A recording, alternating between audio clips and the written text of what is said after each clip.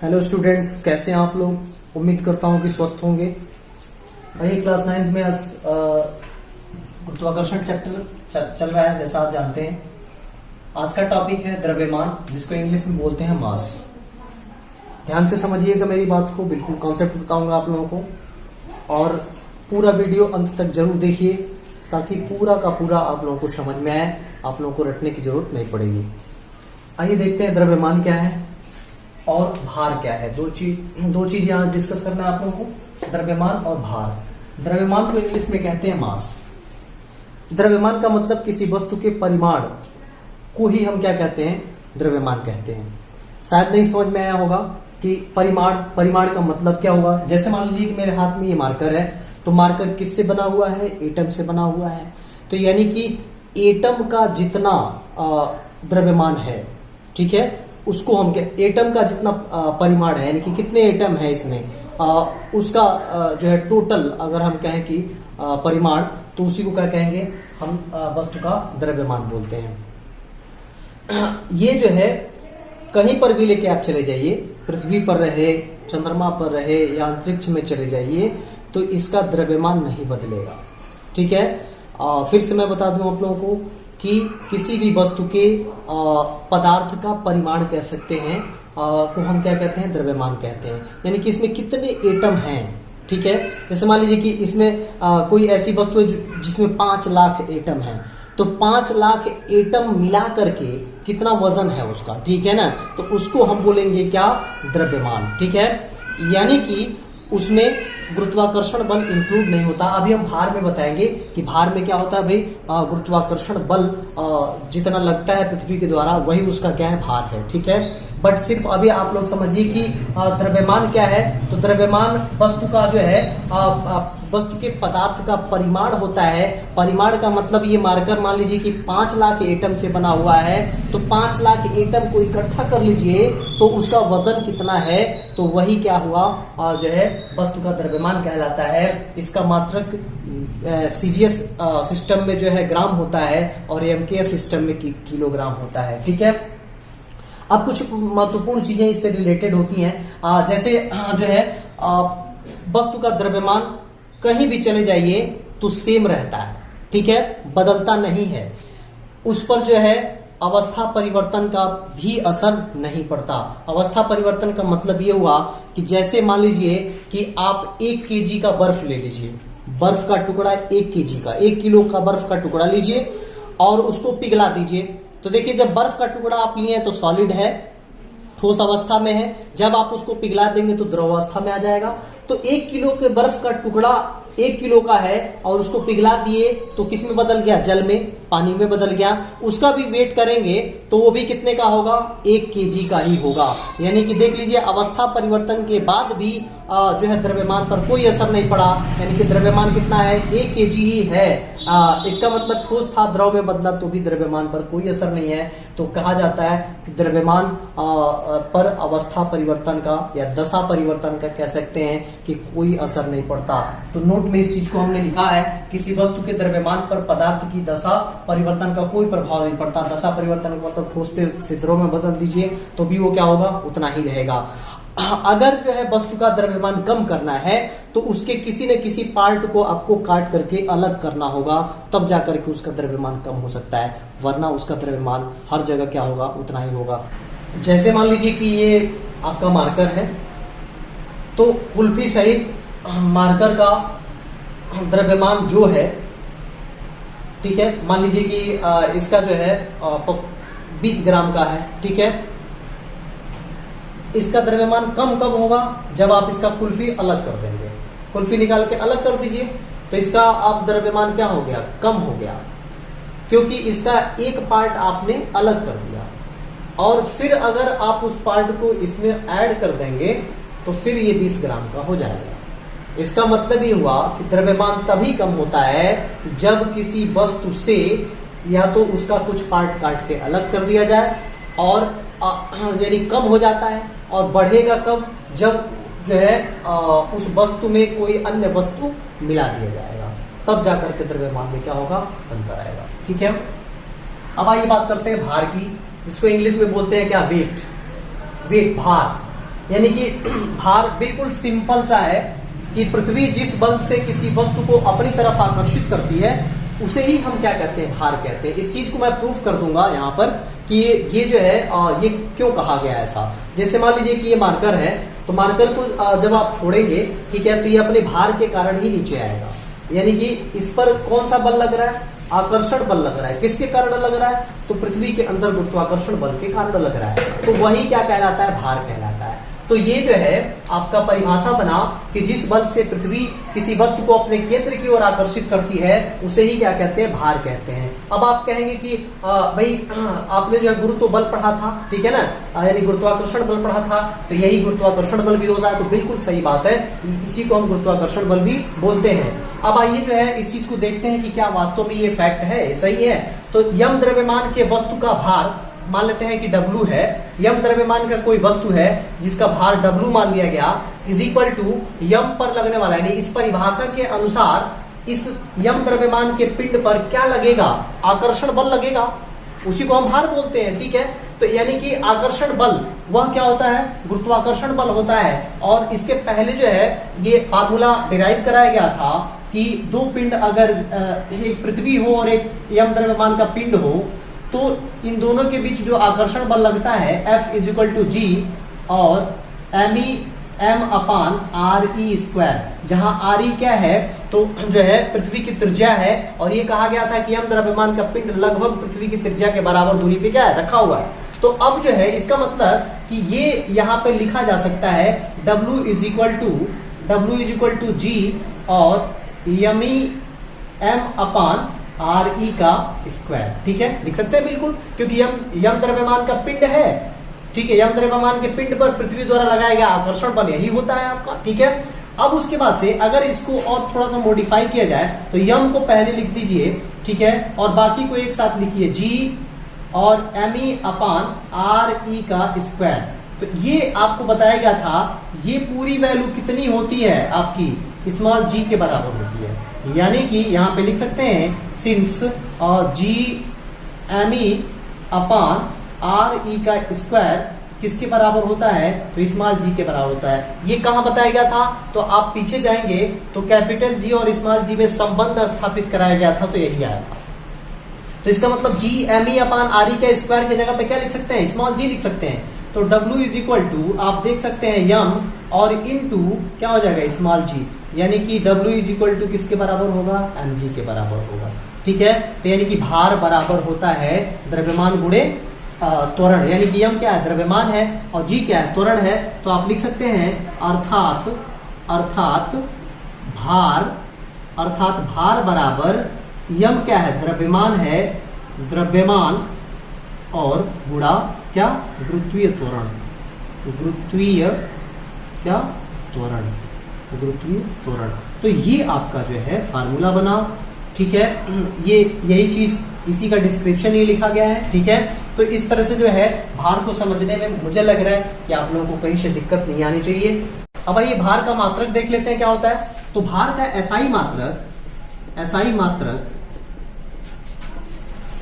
होता है न्यूटन। अब आप कहेंगे न्यूटन क्यों होता है, तो भाई बल को ही तो हम क्या कहते हैं, भार कहते हैं, और बल का मात्रक क्या होता है, न्यूटन होता है, ठीक है। अब एक मात्रक और हो सकता है, यहां से आप बना सकते हैं भार का मात्रक। देखिए भार का मात्रक जो होगा, द्रव्यमान का मात्रक क्या होता है, किलोग्राम, एमकेएस पद्धति में या एसआई सिस्टम में, और इनटू गुरुत्वीय त्वरण का मात्रक क्या होता है, मीटर पर सेकंड स्क्वायर, ठीक है।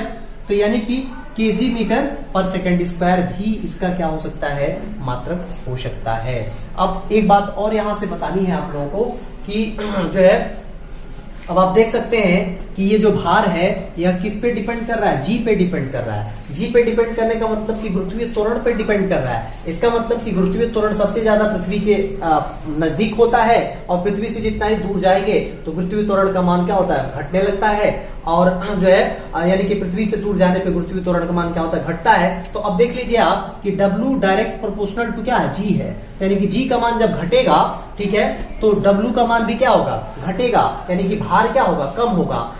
तो अगर हम पृथ्वी तल से ऊंचाई पर अगर किसी वस्तु को ले जाएं तो उसका भार, उसके भार में क्या आएगी, कमी आने लगेगी। लेकिन द्रव्यमान में कोई कमी नहीं आएगी, द्रव्यमान हर जगह क्या होता है, बराबर होता है, बिकॉज वो गुरुत्वीय त्वरण पे डिपेंड नहीं करता या दशा परिवर्तन पे भी डिपेंड नहीं करता। ठीक है, तो इस तरह से ये जो है कहीं कम नहीं होता। आप पृथ्वी तल से ऊंचाई पे भी ले जाएंगे, अंतरिक्ष में ले जाएंगे, किसी ग्रह पे ले जाइए तो द्रव्यमान में कोई कमी नहीं आती है, लेकिन भार में कमी आती है। क्यों?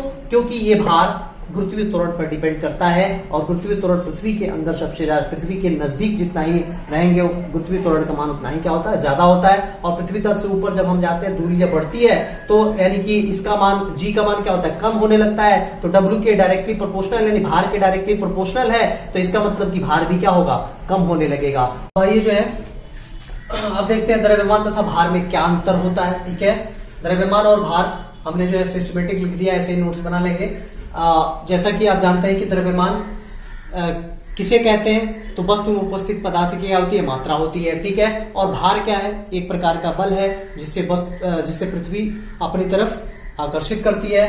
दूसरा हम कह सकते हैं कि वस्तु का जो द्रव्यमान होता है वो सभी जगह क्या होता है, बराबर होता है, अभी हमने बताया। ठीक है, जबकि भार के केस में ऐसा नहीं होता, पृथ्वी तल से ऊपर जाएंगे तो भार में कमी आएगी और कहीं भी अन्य ग्रह पे जाएंगे तो भी भार में क्या आएगी, कमी आएगी। ठीक है, अगला आप कह सकते हैं कि जो द्रव्यमान है वो भौतिक तुला से मापा जाता है, जबकि भार जो है कमानीदार तुला से क्या होता है, मापा जाता है। ठीक है, अगला है कि जैसा कि आप जानते हैं कि द्रव्यमान का मात्रा क्या होता है, किलोग्राम होता है, जबकि भार का मात्रा क्या होता है, न्यूटन होता है। ठीक है, चंद्रमा पर अगर किसी वस्तु को लेके जाया जाए तो उसका द्रव्यमान उतना ही रहेगा जितना पृथ्वी पर है। ठीक है, और चंद्रमा पर अगर भार की बात करी जाएगी तो जितना पृथ्वी पर है उसकी अपेक्षा चंद्रमा पर भार क्या हो जाएगा, कम हो जाएगा। ठीक है, तो ये जो है द्रव्यमान और भार में अंतर स्पष्ट है।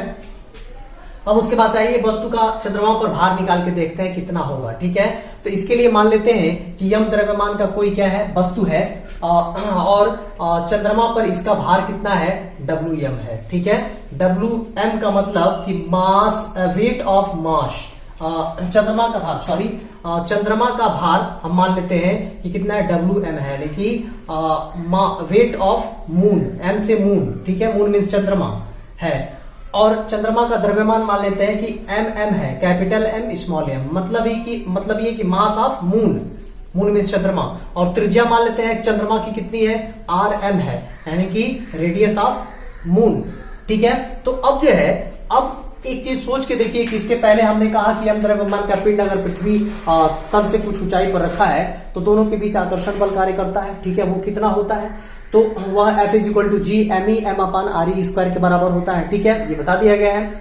अब यहाँ पर क्या है, एम द्रव्यमान का पिंड है और चंद्रमा है, तो दोनों के बीच में बल लगेगा कि नहीं, आकर्षण बल। तो वह आकर्षण बल किसके द्वारा निकालेंगे, तो गुरुत्वाकर्षण के सार्वत्रिक नियम से निकालेंगे। तो कितना होगा, अगर वो मान ले कि Fm है, दोनों के बीच लगने वाला बल, किसके बीच, यम द्रव्यमान के पिंड और चंद्रमा के बीच लगने वाला जो आकर्षण बल है वो Fm होगा, तो ये किसके बराबर होगा भाई, Wm के भी तो बराबर होगा। ठीक है, = हम लिख सकते हैं कितना, G और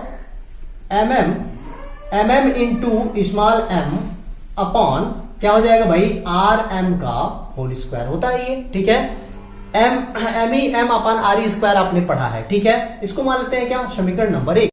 अब आइए जो है पृथ्वी पर सोचते हैं, तो पृथ्वी पर m द्रव्यमान के पिंड और पृथ्वी के बीच लगने वाला जो बल होगा तो वह कितना होगा भाई, मान लेते हैं कि Fe है, फोर्स ऑफ अर्थ, यानी कि अर्थ पर, पृथ्वी पर, ये किसके बराबर होगा भाई, WE के बराबर होगा। मान लेते हैं कि भार कितना है पृथ्वी का, WE है, वेट ऑफ अर्थ। ठीक है, तो ये किसके बराबर होगा, G, और द्रव्यमान मान लें अगर पृथ्वी का Me है और ये यम द्रव्यमान का ही पिंड है, ठीक है, अपान त्रिज्या कितनी है पृथ्वी की, RE मान लेते हैं, तो इसका स्क्वायर करेंगे। ठीक है, तो ये निकल के आ गया आपका सेकंड इक्वेशन। ठीक है, ये किसके किसके बीच में है, तो अगर यम द्रव्यमान के पिंड को पृथ्वी पर अगर हम देखें कि पृथ्वी और उसके बीच में बल कितना कार्य कर रहा है, तो ये होगा। ठीक है, अब क्या करते हैं, समीकरण 1 डिवाइडेड बाई 2 से, यानी कि समीकरण 1 में 2 से क्या करते हैं, भाग देते हैं, तो क्या आएगा, देखिए WM अपान WE। देखिए हम लोग भार की तुलना कर रहे हैं पृथ्वी पर और चंद्रमा पर, तो हम लोग जो है WE और WM को लेंगे। ठीक है, तो अब जो है, अब देखिए G और MM into M upon RM का स्क्वायर अपॉन, ये देखिए G और ME इंटू M अपॉन क्या हो जाएगा आर ई का स्क्वायर। ठीक है, जी से जी कट गया और इसको अगर आप कैलकुलेट करेंगे तो देखिए m into small m upon R M का स्क्वायर इंटू ये उलट के ऊपर चला जाएगा तो आर ई का स्क्वायर अपॉन क्या हो जाएगा यमी इंटू स्मॉल m। अब चलिए ये निकालते हैं W M upon W E की वैल्यू अब आने वाली है। ठीक है, अब इसमें हम लोग मान रखा जाए कि कितना होगा। ठीक है, और एक चीज और कि यहां से यम क्या हो जाएगा कैंसिल हो जाएगा। अब क्या बचा mm बचा, यानी कि मास ऑफ मून। तो अब आप जानते हैं या नहीं जानते हैं तो याद कर लीजिएगा कि मास ऑफ मून कितना होता है। ये फिक्स वैल्यू होती है मास ऑफ मून की और ये होता है 7.36 इंटू 10 का पावर 22। 7.36 इंटू 10 का पावर 22। तो देखिए mm के जगह पे तो ये रख दिया। ठीक है, ये क्या है आपका आर ई है, यानी कि radius of earth. Radius of earth कितना होता है, आर ई की वैल्यू कितनी होती है तो याद करिएगा 6.37 इंटू 10 का पावर 6।